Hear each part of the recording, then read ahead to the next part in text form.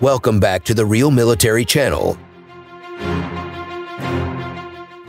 The gun is powerful. The platform has been steadfastly upgraded over the years. It is fast and maneuverable compared to other tanks in its class. It protects the crew well. For these reasons and others that I will examine, it has to be considered the best tank ever. Hard to believe the M1 Abrams has been at it so long.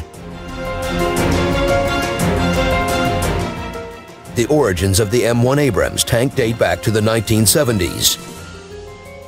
The XM815 program was instituted to replace the M60 tank. The Army later renamed the XM815 after General Creighton Abrams, who led the Army from 1968 to 1972 during the Vietnam War. The new tank became known as the XM1 Abrams. The prototypes came from Chrysler Defense and General Motors and were tested in 1976. The GM design did not cut the mustard and was considered too expensive, but the Chrysler Defense version was chosen for further development. Then Chrysler Defense merged with General Dynamics Land Systems Division in 1979.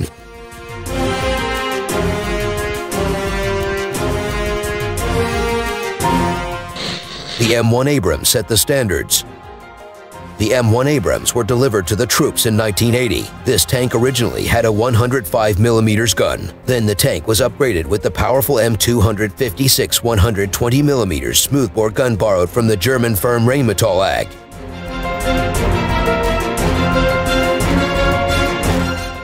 The original M1 had a gas turbine engine that pushed out 1,500 horsepower. It took only 7 seconds to go from 0 to 20 miles per hour with a top speed of 42 miles per hour. It had a 6-speed transmission with a 490-gallon fuel tank. In 1988, depleted uranium armor was added.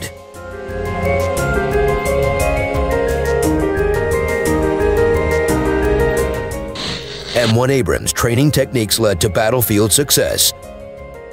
General Dynamics made about 6,000 of the M1 Abrams from 1986 to 1992. The 1980s saw the Abrams conduct much training in Europe to defend against an armored attack from the Soviet Union. South Korea was another important training site.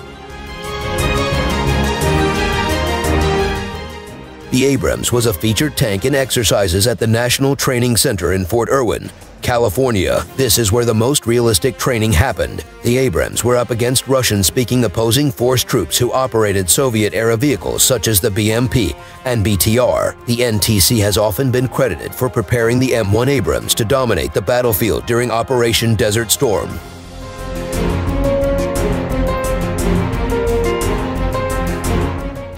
Desert Storm is the M1 Abrams coming out party. By the First Gulf War, the M1A1 Abrams were ready for combat against various Russian tanks in the Iraqi army, such as the T-55, T-62, and the T-72. The Americans lost only 18 Abrams tanks during the short campaign, with 9 removed from the battlefield because of damages. Only 9 were destroyed entirely, and there were no casualties to the tank crew members.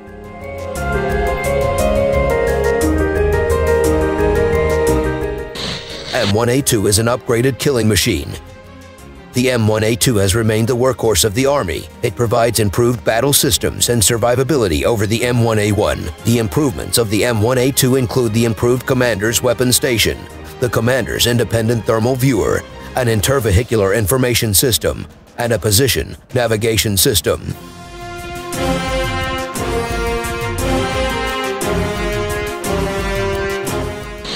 Watch out for the M1A2 SEPV3 model.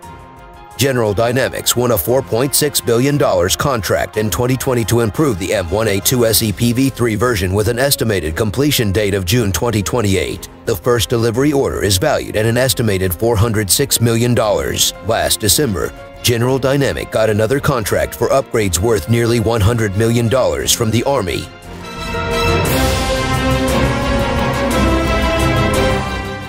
The SEPN M1A2 SEPV3 stands for System Enhanced Package. This upgrade is about lethality, protection, and survivability. The upgrade also features more firepower and better armor. The SEPV3 was delivered to the troops in 2017. It can fire the M829A4 Advanced Kinetic Energy and Advanced Multi-Purpose rounds.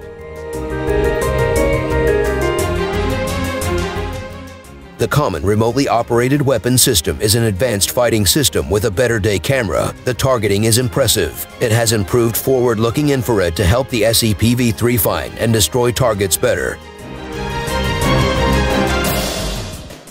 The armor can protect against improvised explosive devices, mines, and other remote-controlled roadside bombs. The SEPV-3 has advanced power generation and distribution to improve fuel savings.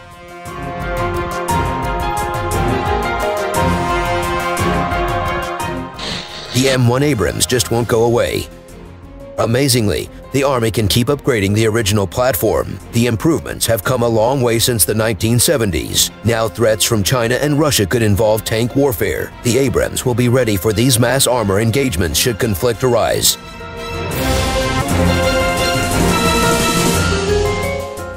I wasn't a tanker during my service in the Army, but I can tell you that seeing the Abrams in action gives a soldier a psychological boost. You know it will protect you in battle and survive against the enemy. The Abrams and their variants are arguably the most advanced tanks in the world. For a full package of firepower, maneuverability, targeting, and survivability, the Abrams has to be considered the best tank in the world.